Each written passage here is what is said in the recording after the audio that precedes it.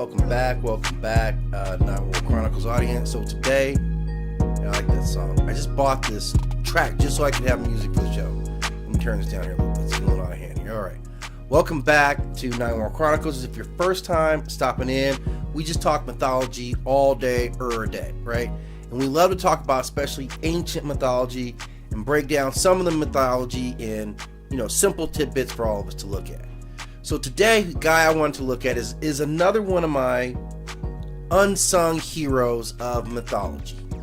This is truly a guy who contributed in a major way to classic mythology, one of our oldest tales that we never even talk about him anymore. He's a completely unsung hero, and this would be this gentleman known as Enkidu, who comes to us, of course, from very, very old Sumerian mythology. In fact, he's mentioned in the first epic tale that we ever found, at least the oldest epic tale that we ever find, which is, of course, the Epic of Gilgamesh, who tells us about this king of Uruk who reigned, or he was king, I think it was sometime in the second millennium, like late second millennium. He ruled Uruk for like 126 years. That was the reign of Gilgamesh. And this is documented in these ancient tablets that they found in this area that is now Iraq.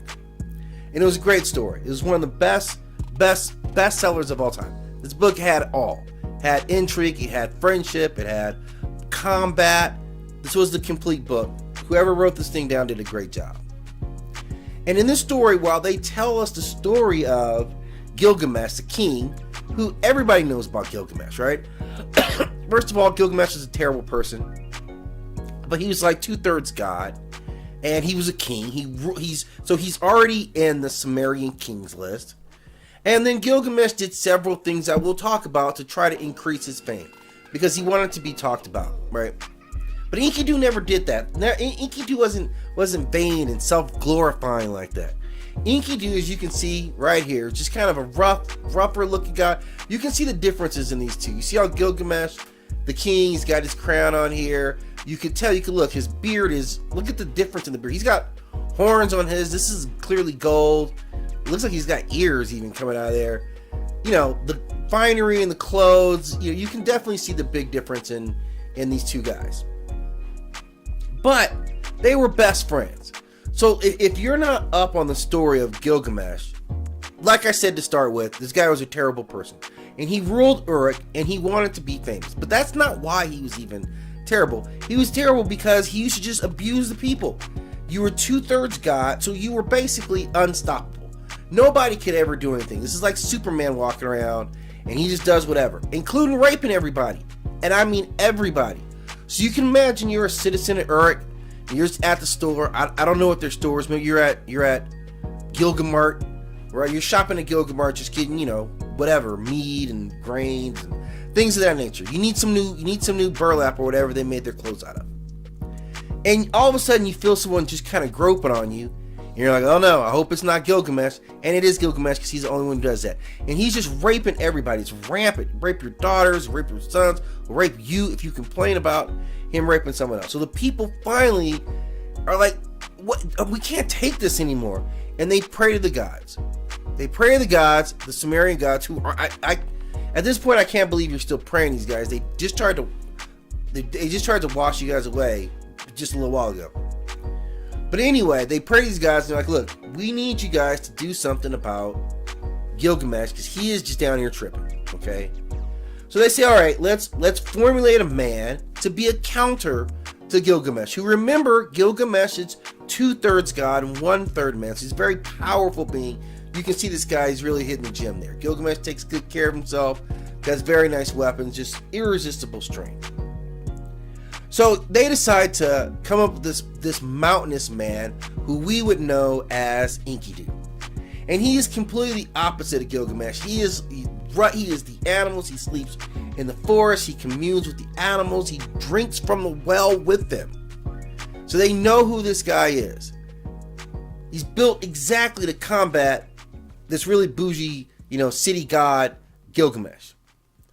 So through some maneuvers, they have to lure him out of living in the city, out of living in the forest. Okay, this is all Enkidu wants to do, is be out in the forest and hang out with all his animal homies. But they need him to come over here and come to the city so that he can confront Gilgamesh. So they send a woman to lure him. And he goes right ahead and sleeps with this woman and loses some of his animal desire. He's not purely animal anymore. And even the animals don't react to him to the same. They smell it that he's been changed. How that is, I don't know. I'm sure all the animals were doing their thing too. Nobody judged them.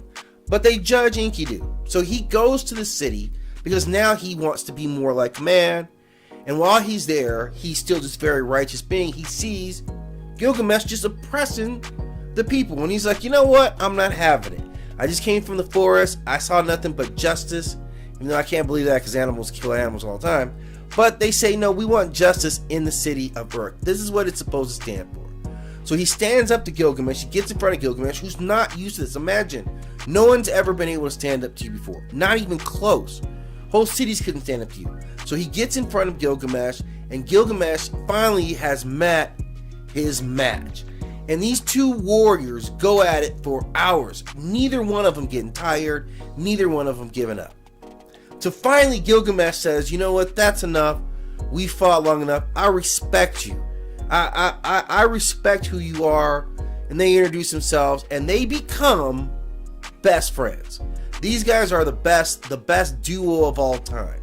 They love each other like brothers. This is the beauty of this, you know, before toxic masculinity gets involved, right? These guys were able to express love for each other, and they did. They loved hanging out together. They loved that they were equals, and it seems like it got Gilgamesh's mind off of raping everybody, because the raping, I'm assuming, went down because you knew Enkidu was there to stop you about it, because that was your friend. He was going to hold you accountable like real friends do.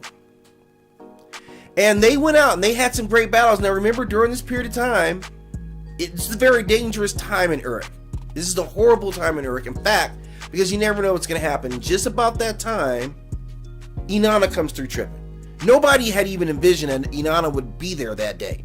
Inanna comes down there and she's tripping, and we're like, hey, come on.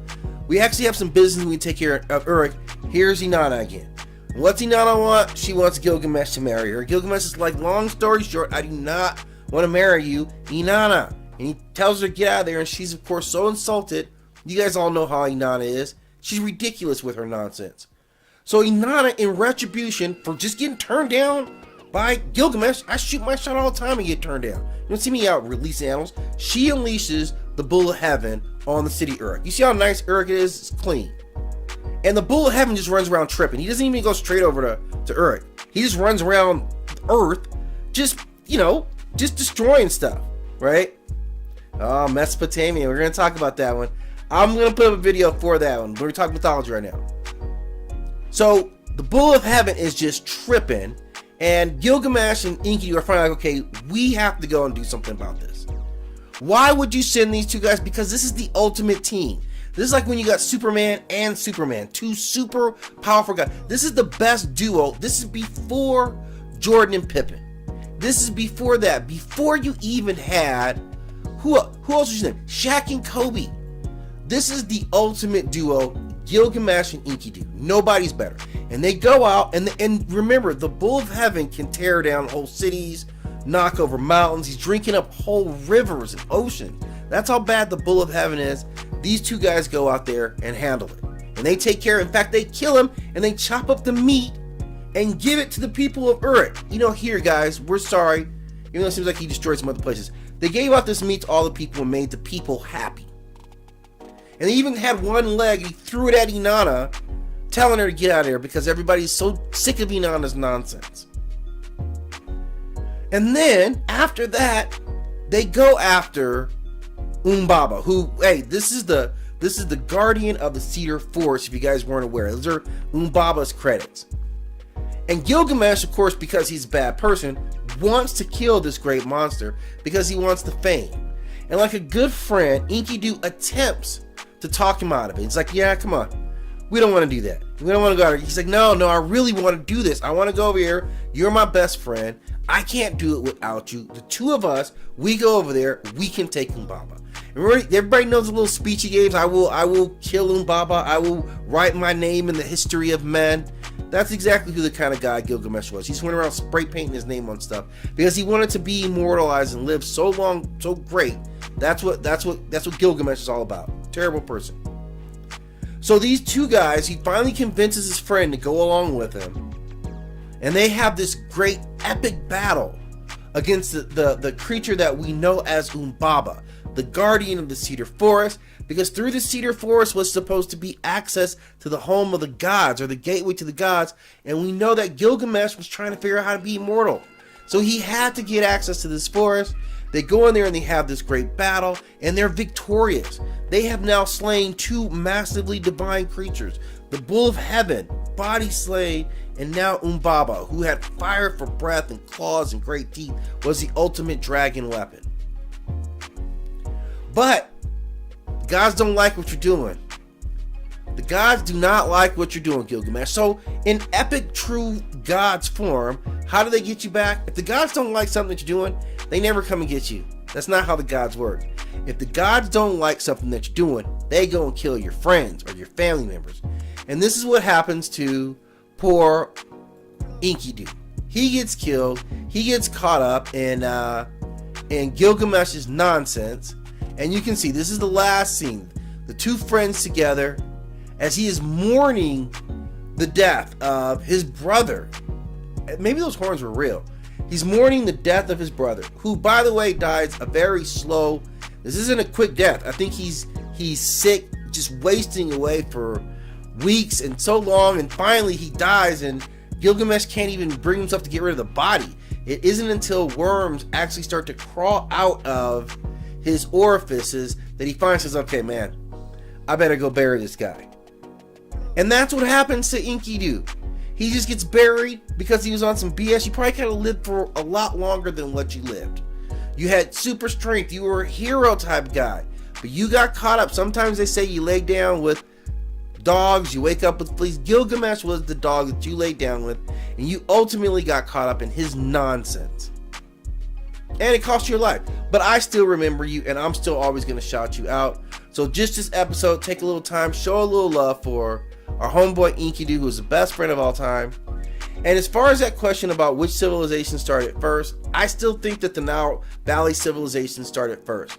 I think that the height of those two kingdoms, if we talk about Uruk and we talk about Kemet, Egypt, about 4th century BCE, right? They were 4000 BCE. Both these civilizations were jumping off pretty strong. I think they both had, it's like 3500 BCE. Both of them had developed writing separately from each other, or maybe through some type of trade. I always saw these as contemporary civilizations. I do believe that the Nile Valley River civilizations came first, but I think there was a couple of different civilizations that were there. I don't know if what we see as the beginning of Egypt was necessarily where the start of that's from. I still believe that ultimately the Egyptian people came from the Nubians, who I think had an older civilization. So those are basically my thoughts on how I see these two civilizations. I looked at them far more as contemporary. And if we look at some of the, I mean, even if we look at the representations of, Akasha, who was also Sumerian per mythology from that region 2,000 years prior. So I think the two, and then she marries a Kemetic king. So there's a lot of mythologies that kind of link these two civilizations. I see them more as contemporary. At any rate, thank you for stopping in and listening to me rail on about my good friend Enkidu. As always, I've got some videos done on Gilgamesh and on Uruk and on Umbaba if you want to check those out. And of course, Inanna as well with her ridiculous self. But as always, thank you for watching the videos. Please like and subscribe. I always appreciate it. Could have gone anywhere. Chose to hang out with me for a little bit up here in the spaceship talking mythology. And that says a lot about you. Thank you again.